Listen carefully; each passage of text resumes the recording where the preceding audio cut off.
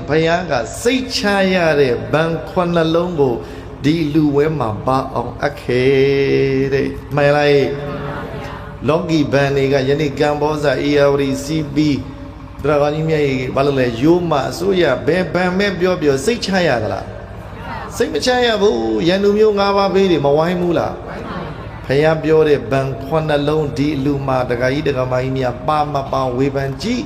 လိုက်ဆိုနံပါတ်1ဘုရားဆိုတဲ့ဗန္နာသိုက်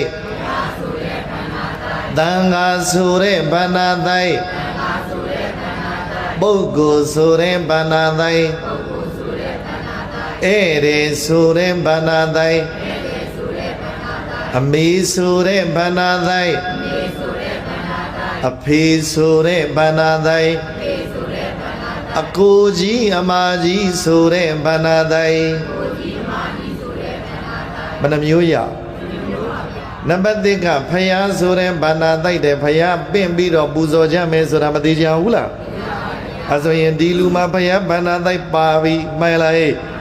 နောက်နံပါတ်2ကသံဃာဆိုတဲ့ဗန္နာတိုက်ဘာဗန္နာတိုက်တော့နောက်နေ့သံဃာတော်ရှင်သူမြတ်တွေအလူကြီးနေမှာကြွမယ်မဟုတ်လား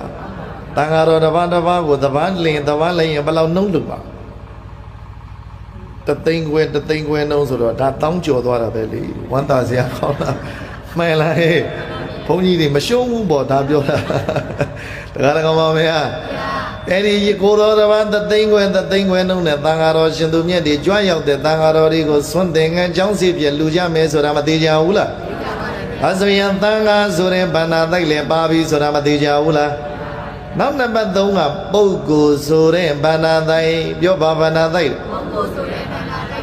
ဒီပုဂ္ဂိုလ်ဆိုတဲ့ဗန္နာတိုက်ကတော့တခြားပြောတာမဟုတ်ဘူးတော်တော်ကြီးနိုင်ငံကျော်ဓမ္မဂတိကများစွာရှိတဲ့အထက်ကရွှေမြိုင်ဆရာတော်တဲ့တို့ဒီဆရာတော်လေးပင့်ပြီးတော့တရားတွေနာစီမယ်ဓမ္မပူဇာတွေလူမယ်ဆိုပြီးတော့အခုပင့်ဆောင်ပြီးတော့လူရန်နေပြီဆိုတာမသေးကြဘူးလားဒါကြောင့်တရားတော်ကိုပူဇော်တယ်လို့ပဲပြောပုဂ္ဂိုလ်တယ်လို့ပဲပြောတော်တော်ကြီးအခုဒီဗန္နာတိုက်လည်းမြုပ်နှံနေပြီဆိုတာမသေးကြဘူးလားကဲဒါဆိုဒီလူဘာမှာတော်တော်ကြီးဘယ်နှမျိုးမြုပ်နှံပြီးတာဖြစ်သွားနောက်နံပါတ်4ကဧရေဆိုတဲ့ဗန္နာတိုက်ပြောပါဗန္နာတိုက်ငါတို့တလျာသတိချလက်မတိုက်မြိုက်တဲ့ပိမ့်ပိုက်လျက်ခါနိုင်စင်မြန်ဖန်သင်္ကန်းနဲ့ယဟန်ဗုဒ္ဓရှင်ဘဝကိုအတ္တပရိကယဆုံးလင်းစွာဖြင့်ကလျာဏမိတ်ကောင်းစွာဖိတ်လျက်ဘိသိမင်္ဂလာပပ္ပိဇာဟုဓမ္မဒုက္ခလူရဏကို